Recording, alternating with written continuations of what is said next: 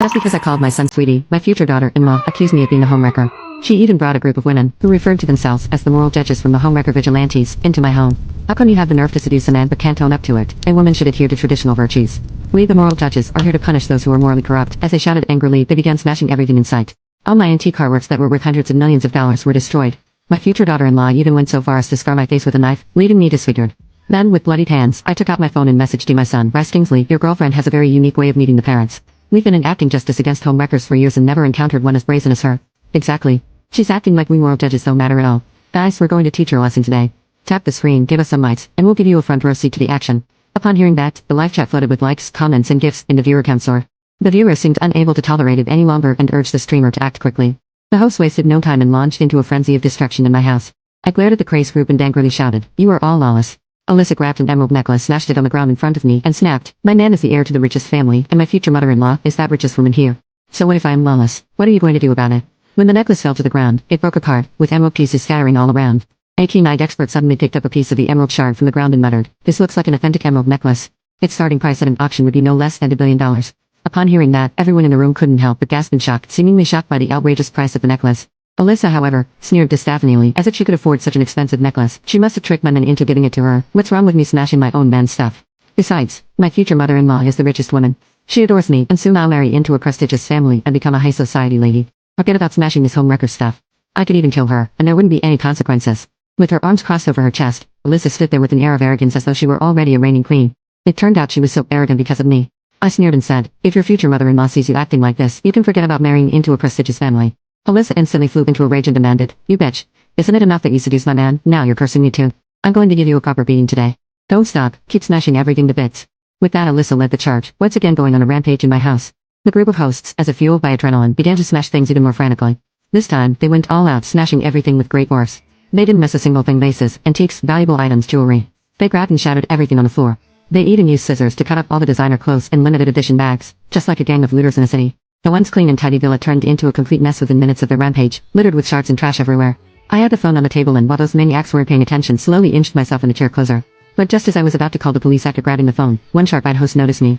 She immediately rushed over, snatched the phone from my hand, and furiously smashed it to the ground.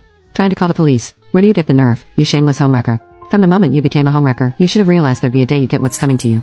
Exactly, don't assume that just because being a homewrecker isn't illegal you're safe. We the moral judges are here to deal with immoral wretches like you.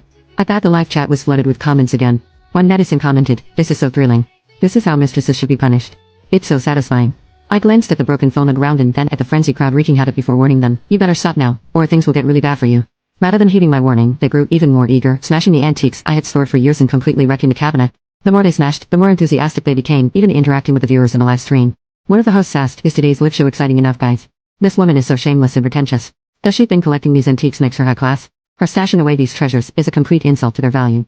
Hit the follow button, guys, so we can keep bringing justice and transform this bitch's place into a dump she deserves." Seeing them getting more and more out of control, I couldn't be bothered to stop them anymore. I simply glanced at the surveillance cameras in the house. Their entire act had been recorded, and when the time came, I would make sure each and every one of them paid for it. "Guys, let's make sure we didn't miss anything. We can't leave this homewrecker with anything in one piece."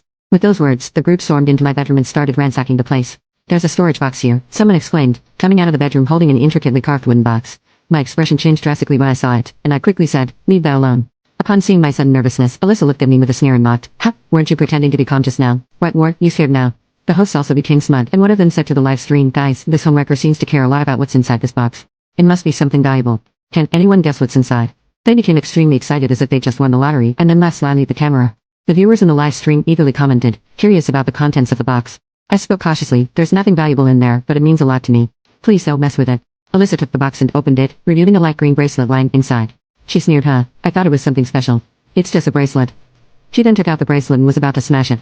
Upon seeing that, I couldn't help but shout, "Don't break it." Alyssa eyed me with amusement and taunted, "Give me one good reason not to." I responded frankly, "I am Bryce's mother.